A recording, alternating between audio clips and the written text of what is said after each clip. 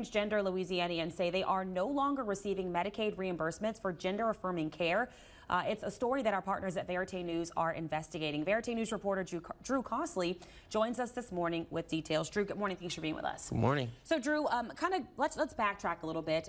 One of the women that you highlighted in your piece that's on Verite's website right now had been getting this care for quite some time and also monitoring movements at the state legislature. Yeah. So kind of what happened in her world as of late? Yeah, so there was a group of transgender activists and advocates who were expecting the state legislature to pass a Medicaid coverage ban for hormone replacement therapy and gender-affirming surgeries.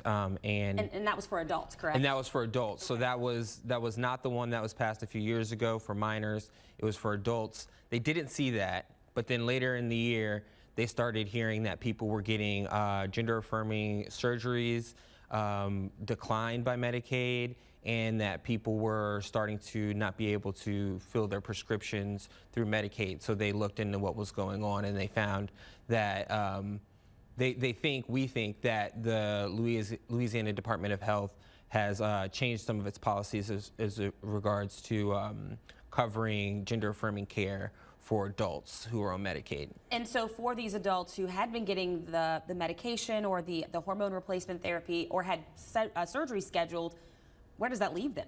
Yeah, so for people who get like medication that they take daily, sometimes it leaves them having to foot the bill, right? These medications can cost hundreds of dollars if they're not covered by insurance. And so they show up the day of and they realize that they have to pay hundreds of dollars for a daily medication. And then for folks who had surgeries scheduled, some of those surgeries have to be put off for months, up to like maybe even over a year or longer, because those surgeries are thousands of dollars, over $10,000 in most cases, if they're not covered by Medicaid. So yeah, it's putting people in the lurch. On the state side, what answers, if any, did you get at all about? Did this policy change? Did it not change? What's happening on that side? Yeah, they haven't responded to us.